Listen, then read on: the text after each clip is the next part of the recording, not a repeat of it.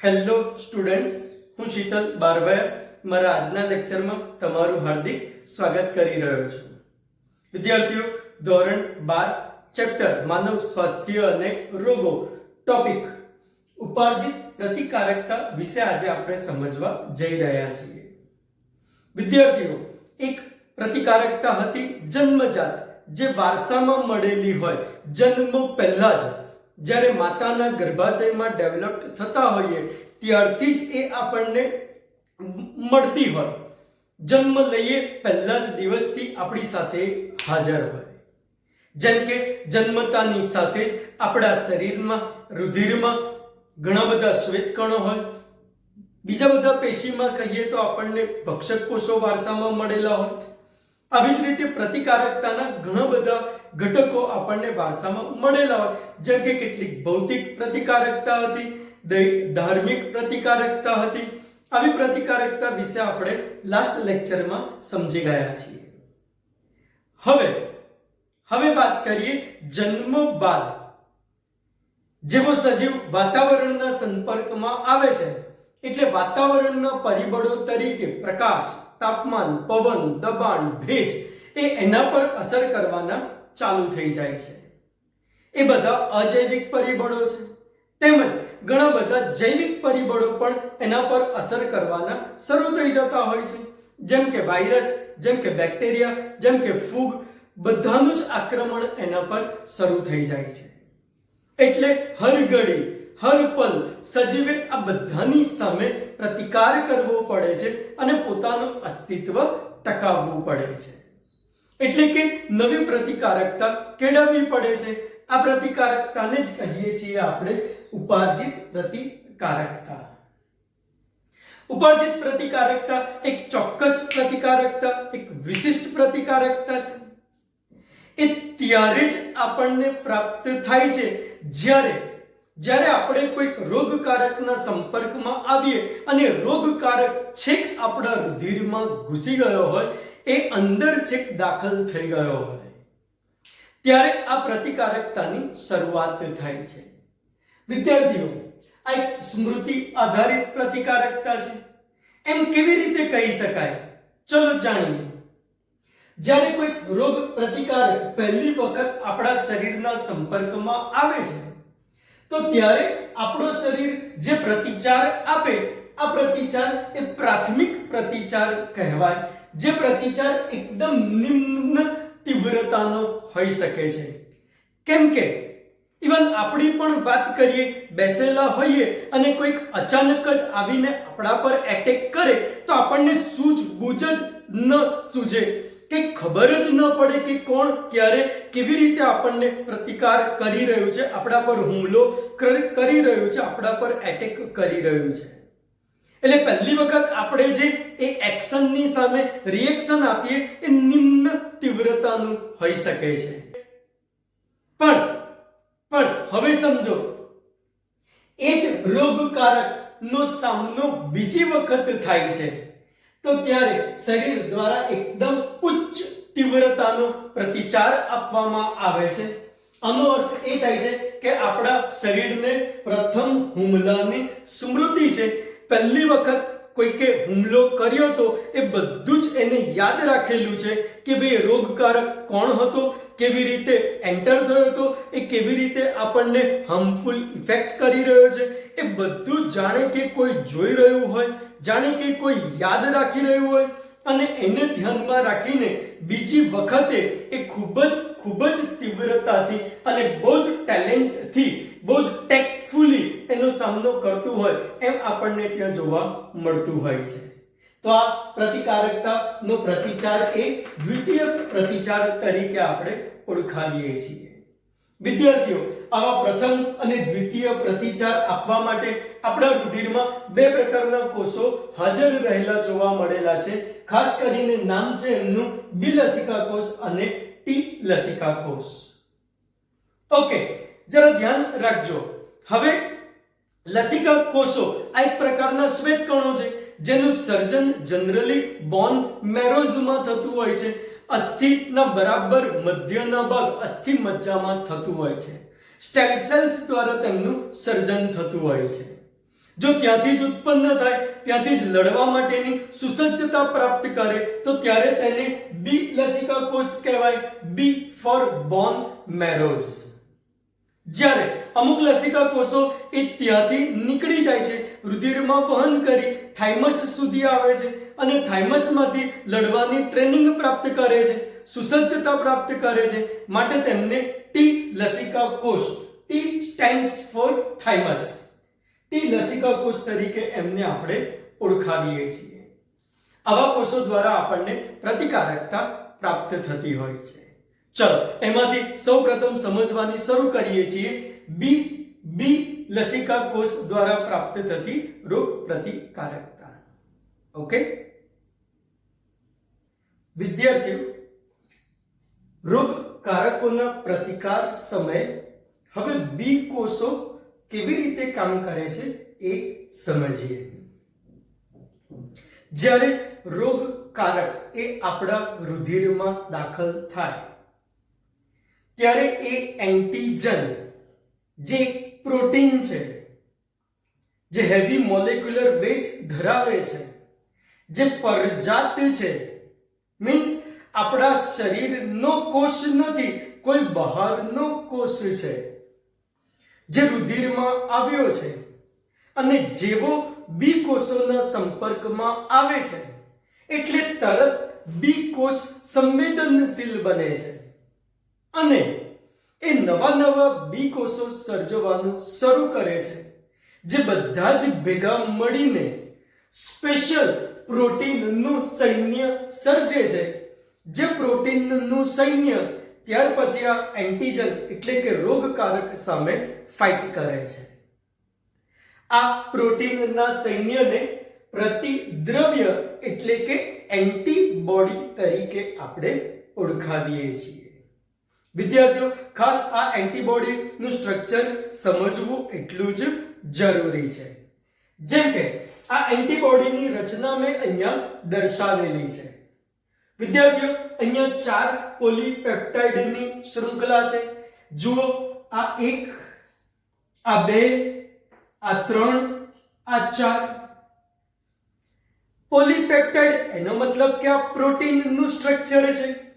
જે protein glycoprotein હોય છે, જે પ્રતિકારકતા માટે કામ કરે છે એટલે એને ઇમ્યુનોગ્લોબ્યુલિન કહેવાય. ઇમ્યુનિટી માટે કામ કરતું ગ્લોબ્યુલિન, શોર્ટમાં એને આઈજી તરીકે પણ આપણે ઓળખાવીએ છીએ. વિદ્યાર્થીઓ, જેમાં સ્ટ્રક્ચરને જોતા એટલે કે રચનાને જોતા સમજ પડે છે. બે નાની હળવી શૃંખલા છે, લાઇટ ચેઇન. જો આ રે નાની હળવી બે શૃંખલા, લાઇટ ચેઇન, જેમાં બે ભાગ આપણને જોવા મળે છે. એક આ સતત પ્રદેશ કહેવાય છે અને આ પરિવર્તનશીલ પ્રદેશ કહેવાય છે. ટોટલ સતત અને પરિવર્તનશીલ પ્રદેશ મળીને 25,000 ડાલ્ટન જેટલો એ ભાર ધરાવતા જોવા મળ્યા છે અને ટોટલી 214 એમિનો એસિડની બનેલી આ રચના આપણને જોવા મળેલી છે. તદુપરાંત કહીએ બે લાંબી ભારે શૃંખલા હેવી ચેઇન છે. જો આ રે આ 1 અને આ 2 હેવી, જ્યાં 50,000 ડાલ્ટન નો અણુભાર એ ધરાવતા જોવા મળ્યા છે અને આશરે 400 એમિનો એસિડની એ બનેલી રચના આપણે કહેવી હોય તો કહી શકીએ છીએ. વિદ્યાર્થીઓ, આ ચારેય શૃંખલા ડાઇસલ્ફા બંધથી જોડાયેલી આપણને જોવા મળે. ખાસ કરીને જુઓ અહીંયા રચના, આ ભારે શૃંખલા એ એકબીજા સાથે ડાઇસલ્ફા બંધથી જોડાયેલી છે અને ભારે અને હલકી શૃંખલા પણ અહીંયા ડાઇસલ્ફા બંધથી આપણને જોડાયેલી રહેતી જોવા મળેલી છે. વિદ્યાર્થીઓ, હજુ આપણે થોડી ડિટેલમાં વાત કરીએ તો હવે આ ભારે શૃંખલાનો સતત પ્રદેશ છે અને આ ભારે શૃંખલાનો પરિવર્તનશીલ પ્રદેશ છે. એનો મતલબ હવે જરા થોડુંક વધારે ધ્યાન રાખીને જોઈએ તો સમજ પડે. ભારે શૃંખલાનો પરિવર્તનશીલ પ્રદેશ, હલકી શૃંખલાનો પરિવર્તનશીલ પ્રદેશ, ત્યાં આપણને જોવા મળે છે એન્ટીજન બાઇન્ડિંગ સાઇટ, જેને પેરાટોપ તરીકે પણ આપણે ઓળખાવીએ છીએ. જ્યાં કોઈક એન્ટીજન સ્પેસિફિક એન્ટીજન એ આવીને સંકળાઈ જતો એ આપણને જોવા મળી જતો હોય છે. એન્ટીજનને બાઇન્ડ કરી દે એવી સાઇટ એટલે એનું નામ છે એન્ટીજન બાઇન્ડિંગ સાઇટ, જે પેરાટોપ તરીકે પણ ઓળખાય છે.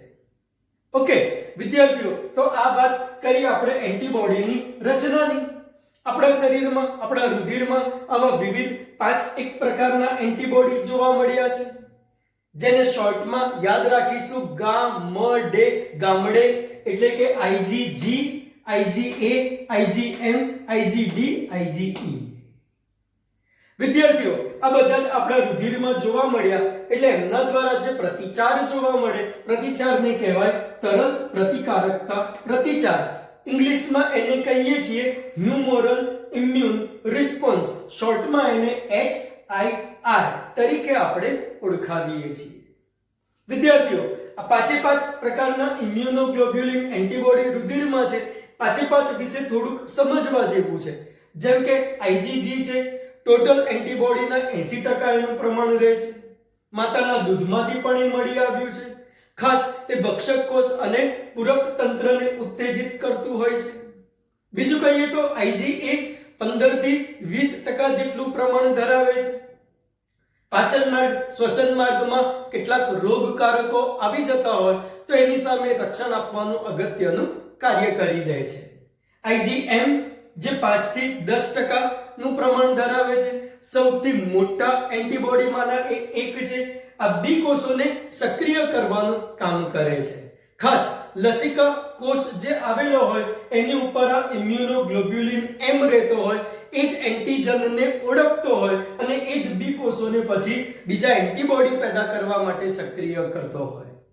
IgD કહીએ, બી કોષોને એન્ટીબોડી ઉત્પન્ન કરવા માટે પ્રેરતો હોય છે. એવું જ IgE કહીએ તો એ એલર્જી માટે જવાબદાર રહેતો આપણને જોવા મળી ગયો છે. ઓકે, ખ્યાલ આવશે બધાને? વિદ્યાર્થીઓ, હજુ હમણાં દ્વારા જે અલગ અલગ ઘટનાઓ થાય છે એ શબ્દોને પણ સમજવા અહીંયા થોડા જરૂરી છે. જેમ કે જેવો કોઈ એન્ટીજન આપણા શરીરમાં આવે છે, તરત જ કોઈક ને કોઈક બી કોષોના સંપર્કમાં આવવો એટલો જ જરૂરી હોય છે. જેવા સંપર્કમાં આવે એટલે તરત જ એ વિભાજન ચાલુ કરે, એક્ઝેક્ટ એ જ ટાઈપના નવા બી કોષો સર્જાવાના શરૂ થાય. દરેક બી કોષ સ્પેસિફિક એન્ટીબોડી બનાવે, જે પેલા એન્ટીજનનો સામનો કરવા માટેની ફોજ રૂપે કામ કરતા હોય. આમ બધા જ બી કોષો ભેગા મળીને મોટી ફોજ બનાવવાનું શરૂ કરી દે છે. ત્યારે અમુક બી કોષ બહુ ઝડપથી વિભાજન નથી કરતા, બહુ જ ધીમે વિભાજન કરીને પોતાનું અસ્તિત્વ ટકાવી રાખતા હોય. આવા બી કોષો સ્મૃતિ કોષ તરીકે વર્તતા હોય. એ એન્ટીજનને બહુ જ ધ્યાન રાખીને સમજી લેતા હોય, એની બધી જ ગતિવિધિઓની યાદ રાખતા હોય, એની સ્મૃતિ રાખતા હોય, જેથી એ જ રોગકારક ફરી વખત આવે તો બહુ જ સારી રીતે વધુ તીવ્રતાથી એની સામે લડી શકાય. આવા કોષો છે આપણા સ્મૃતિ કોષો. એટલે તો નાનપણમાં જે ગુમડા થયા હોય એ મોટી ઉંમરે આપણને ઝડપથી થતા નથી. એ આના કારણે જ કહેવું હોય તો કહી શકીએ છીએ. બીજું, એન્ટીબોડી 3 રીતે કામ કરતા આપણને જોવા મળ્યા છે. એક એગ્લુટિનેશન, જેમાં કોઈક રોગકારક ઘટક હોય, વાયરસ હોય, બેક્ટેરિયા હોય, એ એન્ટીજન બાઇન્ડિંગ સાઇટ આગળ આવીને જોઈન્ટ થઈ જતો હોય.